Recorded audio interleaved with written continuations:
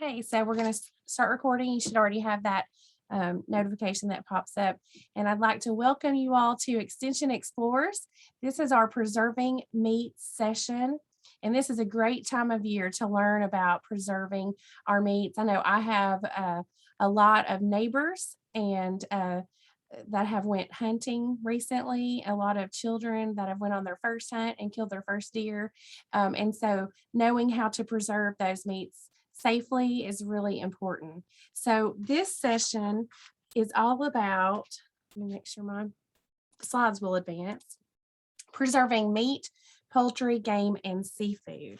And my name is Shelley Barnes. I'm an extension agent in Family and Consumer Sciences in Wilson County.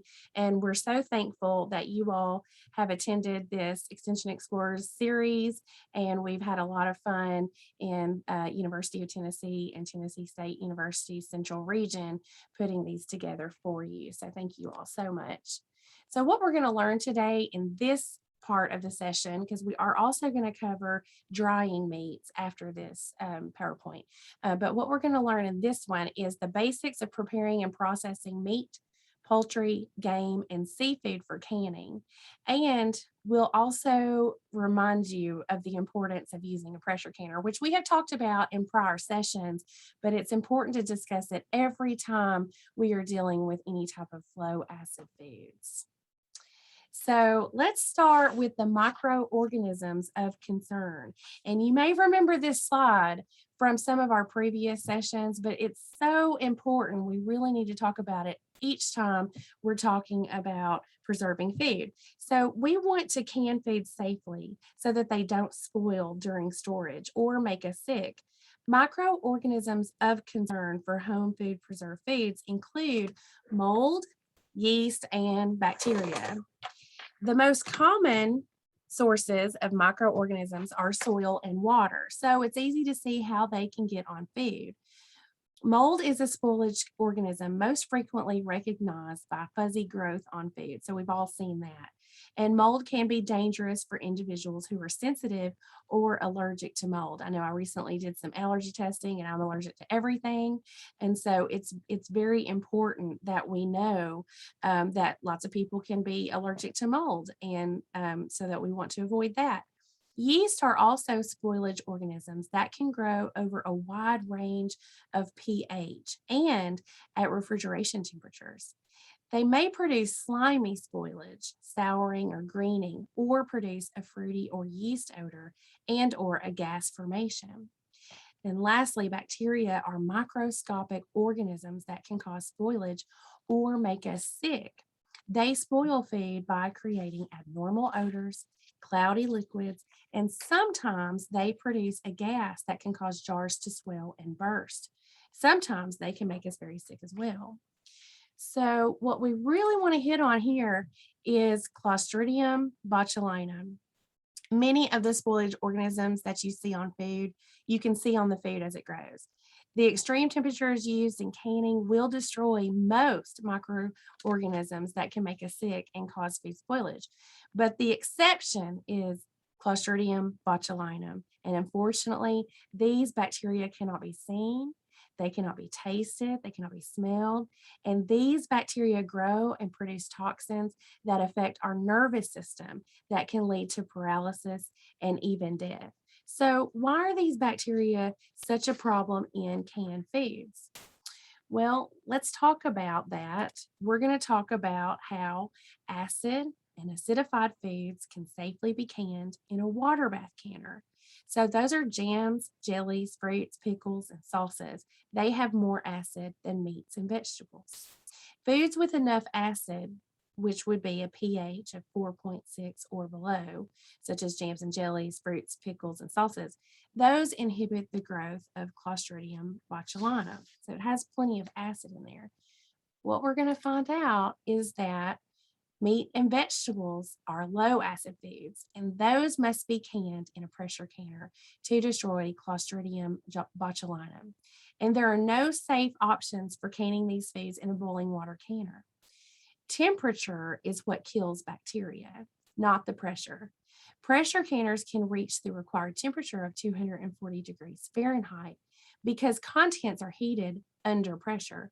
Without pressure, you can only reach the temperature of boiling water, which is about 212 degrees Fahrenheit. So we encourage you to follow a tested recipe and process them in the time indicated according to the size of the jar. Meat, poultry, and game are processed in pint and quart jars. So those are the only recommended sizes that you would process meat and game. Boiling water and atmospheric steam canners are not safe for canning meat or vegetables, since those can only reach 212 degrees Fahrenheit. We also want to encourage you to use a two-piece canning lid system to help ensure that jars seal properly. Old zinc and bell and wire lids will not seal properly. Two-piece lids have a sealing compound that helps to ensure a good seal. We encourage you to follow that manufacturer's directions on how to prepare them for canning. In the past, recommendations from one popular manufacturer have been to simmer the lids, not the rings, in water to soften the sealing compound. But as newer lids have been developed, instructions may change. Some lids may not need to be softened at all. So always take the time to read instructions on the box.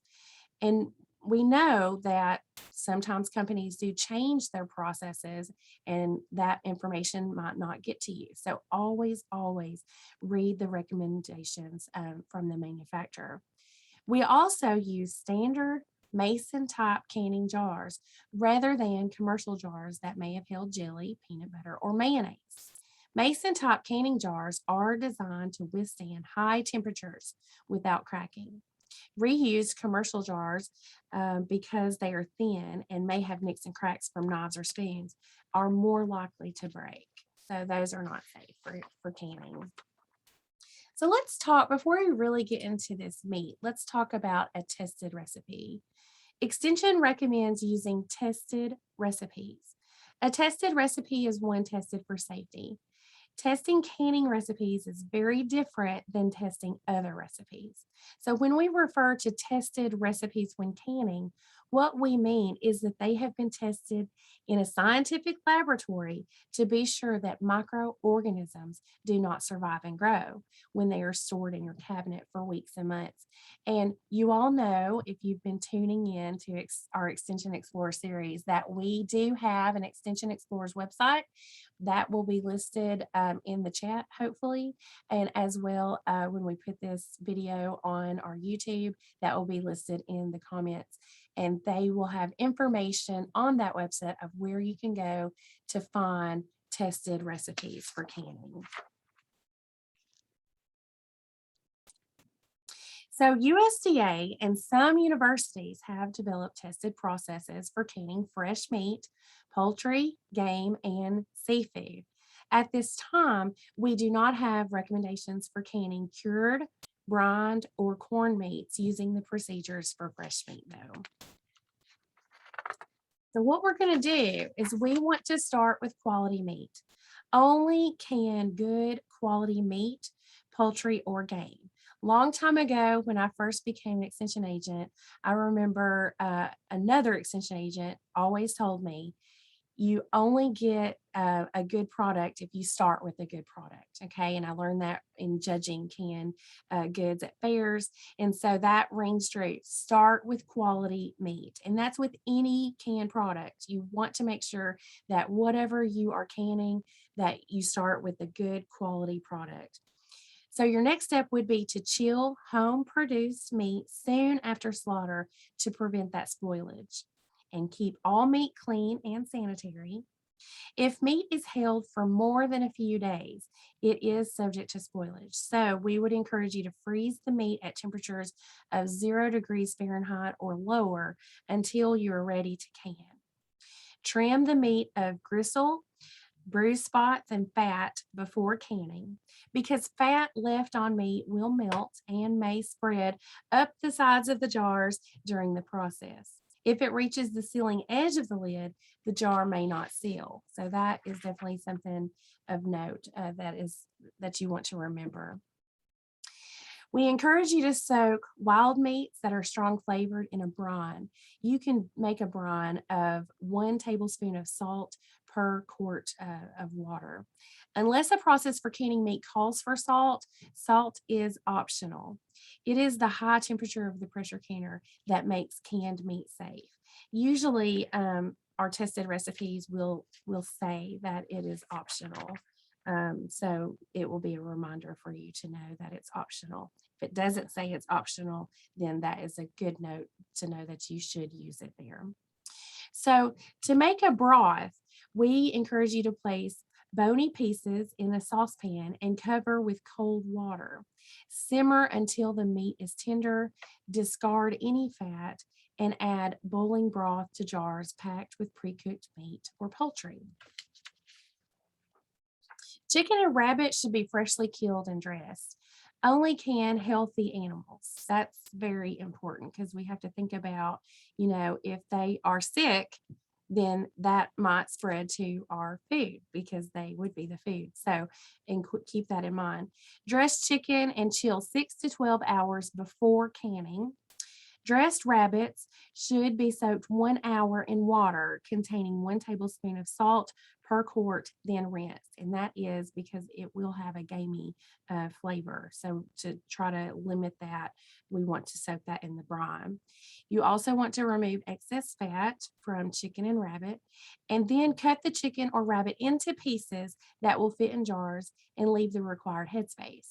You can can with or without bones. Now, these steps are just steps for our series today. When you do this, you do want to look up the actual recipe so that you are more familiar with all the process. So when we're canning seafood, it's important to note that like meat and poultry, fish and seafood are low acid foods. They must be processed in a pressure canner to assure their safety. Always use the processing time and pressure specified for each type of seafood. We do have canning processes for blue, mackerel, salmon, steelhead, trout, and other fatty fish. They may be canned in half pints, or quarts, and are packed raw. Processing times are long, though, 100 minutes for pints and 160 minutes for quarts. The process for canning quarts differs from pint jars. Because you are processing for 160 minutes, it is important to add more water to the canner than you would normally do. Normally, we start out in our pressure canner with that 3 inches of water, so we would want to add more. So we encourage you to add 3 quarts of water to the canner. Then heat the canner on high for 20 minutes and allow steam to escape for an additional 10 minutes. This process is called venting. This is no less than a 30-minute process. Sometimes after processing salmon, you may see glass-like crystals. These dissolve when heated and are safe to eat. These are crystals of struvite or magnesium ammonium phosphate. So it's a chemical reaction that happens during the process. When we talk about tuna, USDA also has a tested process for tuna. It can be canned either pre-cooked or raw. One advantage of pre-cooking tuna is that it removes most of the strong flavored oils. The dark tuna flesh can have a strong flavor that affects the flavor of the white flesh. If you prefer, you can just can the white flesh. Like salmon, crystals of struvite or magnesium ammonium phosphate can form, but they're not harmful to eat. It takes 100 minutes to process, and the USDA process includes only half pints or pint jars. USDA does have tested processes for crab, clams, and oysters. Always keep them alive on ice until you are ready to can them, and always clean them thoroughly first. Clams and crabs are steamed or heated first before they are packed. Processing these foods take an hour or longer depending on the seafood. So after you have prepared your meat, poultry, or seafood, we need you to prepare your canner. So you want to fill with 2 to 3 inches of hot water, except for when canning fish in quart jars. Remember that you want to add 3 quarts of water if you're doing that. And if you're using a hot pack, heat water to 180 degrees Fahrenheit, which is not quite boiling. Be sure to watch the pot so that the water does not decrease below the 2 to 3 inches. Fill your jars with your product. Leave 1-inch headspace unless the recipe tells you otherwise. Then load filled jars on the rack in the canner. Leave space between the jars for steam to flow. Keep jars upright.